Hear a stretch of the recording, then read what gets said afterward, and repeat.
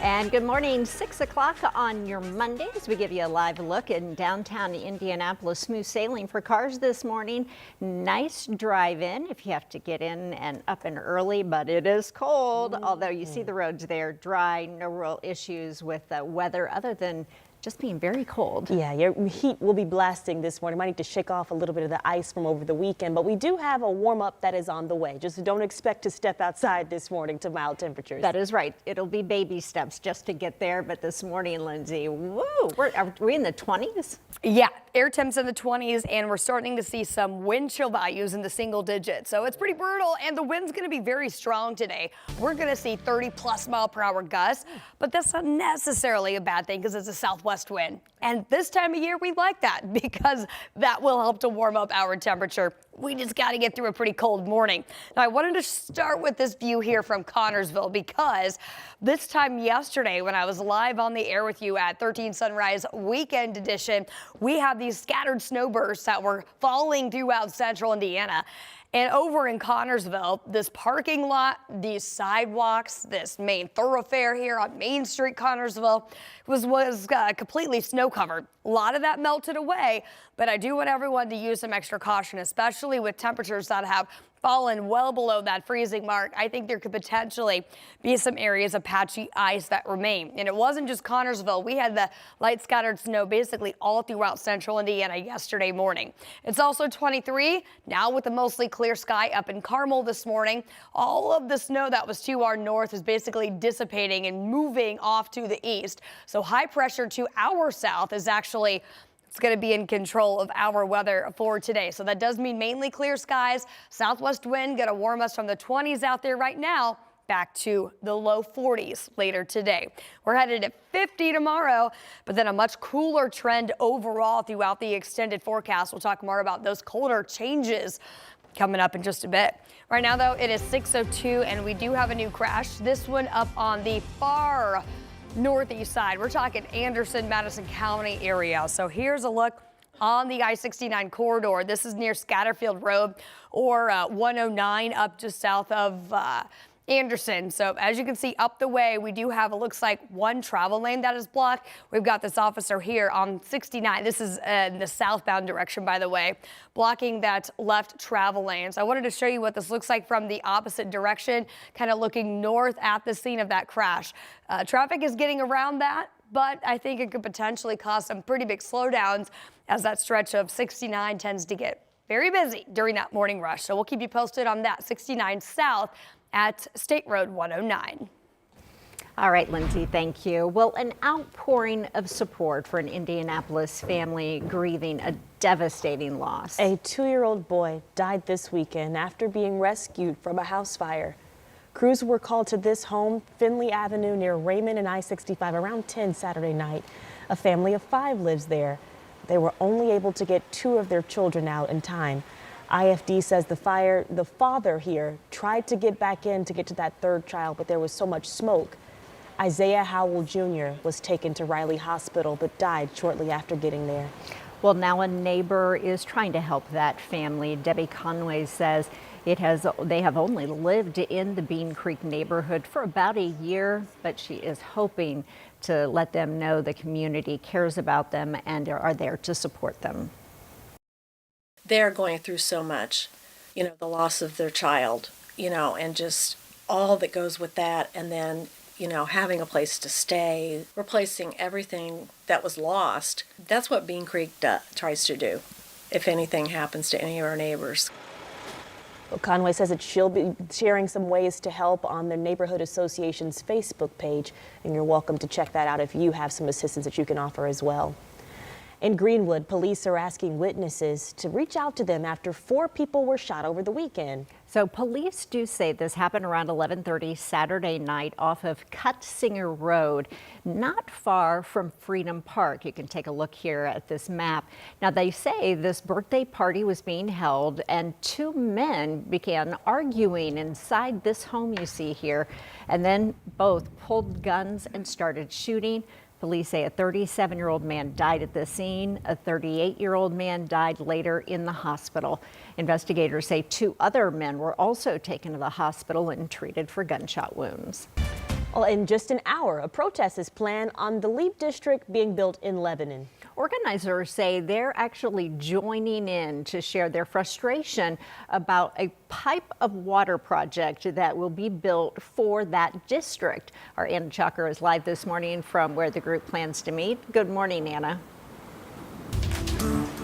Good morning, ladies. They're going to be out here at the Citizens Energy headquarters this morning, and the group is planning on focusing this protest on the water supply program that's being funded and built for this LEAP district. And this is going to move around 25 million gallons of water for the LEAP district. It all kicks off at 7 o'clock this morning here, like we said, outside of the Citizens Energy headquarters during a board meeting. The group says what they're most concerned about is how water will be pulled from Eagle Creek Reservoir and how this could impact the environment. Citizens Energy says 10 to 13 million gallons of water of that 25 million will be pulled from the reservoir. And a few months ago, 13 News learned dozens of homeowners would have their land dug up for the 52 miles of water pipelines that would be installed for the project. And the ones protesting today say there's been a lack of transparency about all of this in the construction, and hope this protest brings awareness to the questions and frustrations that they've had during this process. Now, this all gets underway again, like we said, at 7 o'clock this morning. But this debate is not just about the residents who live both in Boone County and on the north side of Marion County around this project. It's also caught the attention of some lawmakers. So coming up, we'll share how a group of them have put together a letter that they've sent to the state about their questions surrounding the LEAP district. All right, thank you, Anna. Well, IFD says a fire on the city's east side Saturday night was intentionally set. They say this happened around 10:30 on North Bolton Avenue near 16th and Arlington.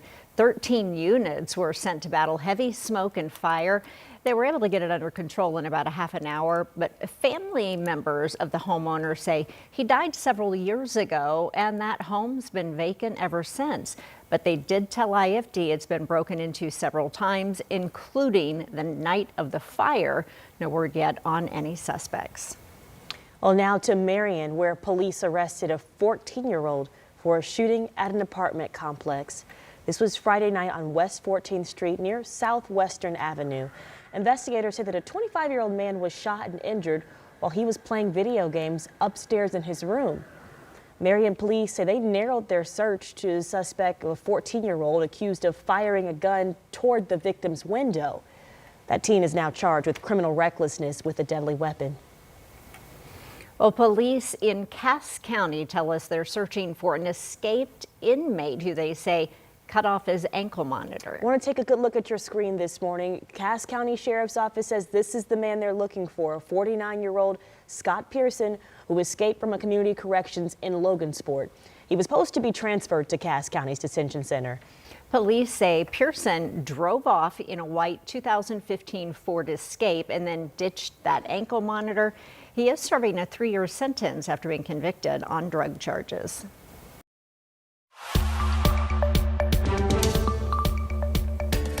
In the courtroom today, a man charged in a 2022 murder is set to go on trial. 34-year-old Kashmeen Moore is accused of killing 38-year-old Clarence Holder III on Woods Crossing Drive, November 2022.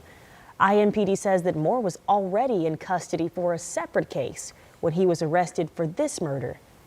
And a former Indianapolis Metropolitan Police officer's trial starts today.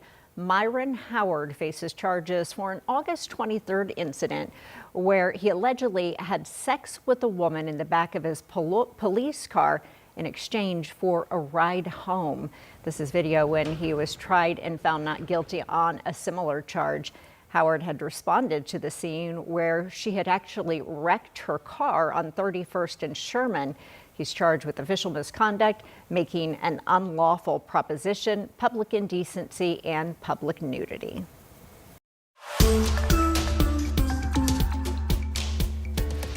Well, a week ahead, that is, for lawmakers. Yeah, one bill that's up for discussion would ban students using a wireless communication device during the school day. The second reading is expected today. It's the Senate Bill 78. We first told you about this bill last week. It would ban cell phones, personal laptops, even smartwatches for the whole day at school.